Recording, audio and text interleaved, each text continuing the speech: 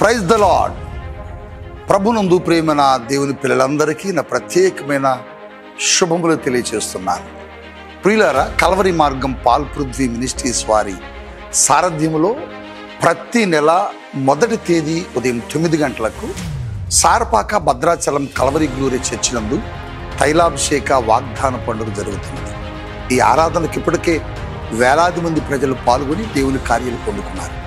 December 1వ తేదీ ఉదయం 9 గంటలకు Sarapaka Bhadrachalam Calvary glory church, అలాగనే డిసెంబర్ 2వ తేదీ ఉదయం 9 గంటలకు పరిశుద్ధాత్మ తైలాభిషేక స్వస్థత ఆరాధన మన విజయవాడ మహాపట్టణంలో జరుగుతుంది. స్థలం మీ అందరికీ తెలుసు కదా, కందుకూరి కళ్యాణ మండపం, జంకన గ్రౌండ్స్. ఇప్పటికే పలు ప్రాంతాల నుంచి, పలు రాష్ట్రాల నుంచి వేలాది మంది ప్రజలు పాల్గొని దేవుని బలమైన గొప్ప కార్యాలు పొందుకున్నారు. మీరు కూడా పొందుకున్న ఆశ ఉందా? కలిసి రండి, దేవుని కార్యాలు పొందుకోండి.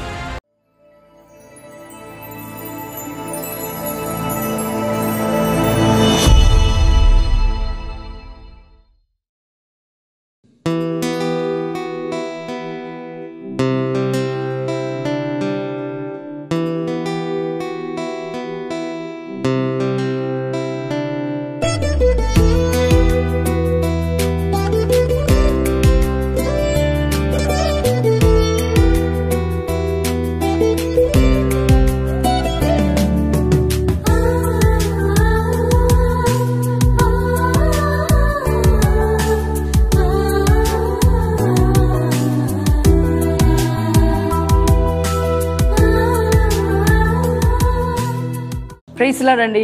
ఎలా ఉన్నారు? బాగున్నారా?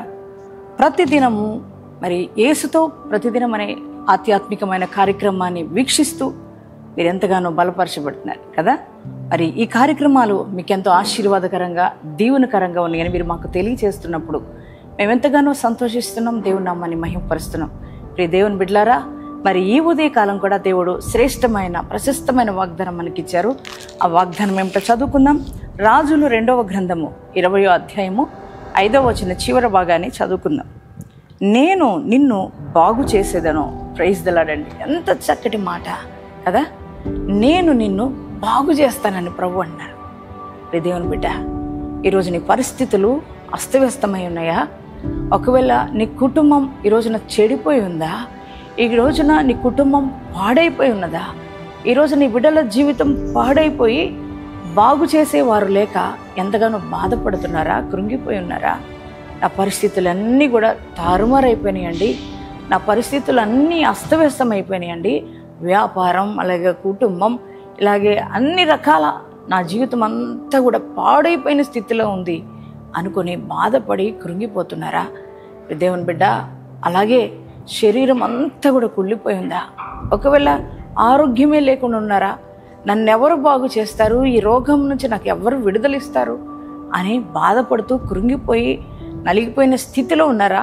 మరి ఈ ఉదయకాలం ప్రభు నీతో అన్నారు, ఏ మనుష్యుడు నిన్ను బాగు చేయలేడు, ఏ బంధువు, ఏ వైద్యుడు నిన్ను బాగు చేయలేడు, కానీ నేను నిన్ను బాగు చేస్తానని దేవుడు మాటిస్తున్నారు. ఎంత చక్కటి దేవుడు కదా. శ్రేష్టమైన దేవుడిని మనం కలిగి ఉన్నాం. నిజమేనండి, నిన్ను ఆయనే బాగు చేయగలిగినవాడు. యేసయ్యే నీ కుటుంబాన్ని బాగు చేయగలిగినవాడు. యేసయ్యే నీ బిడ్డల జీవితాన్ని బాగు చేయగలిగినవాడు. యేసయ్యే నీ దేహాన్ని బాగు చేయగలిగినవాడు కదా. ఆయన ఒక్కడే నువ్వు బాగు చేస్తానని చెప్తున్నాడు.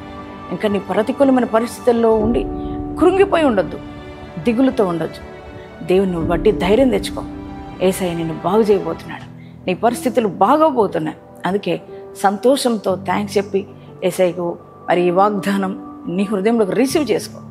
ఎంతమంది ఈ వాగ్దానం రిసీవ్ చేసుకున్నారో మీ అందరి జీవితాల్లో ఈ వాగ్దానం నెరవేర్చబడును గాక. ప్రార్థన చేసుకుందామా అందరూ?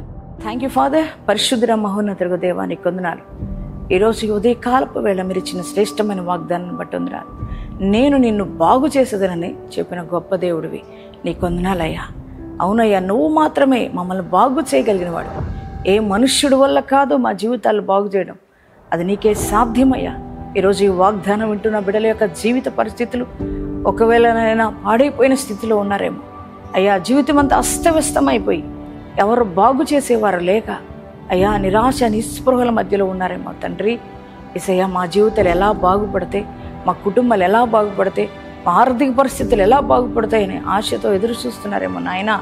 అయ్యా బిడ్డల్ని జ్ఞాపకం చేసుకొని దర్శిస్తూ మాట్లాడావు. ఈ ఉదయకాలం వారి కుటుంబాలను బాగు చేయయ్యా, వారి బిడ్డల జీవితాలను బాగు చేయయ్యా తండ్రి.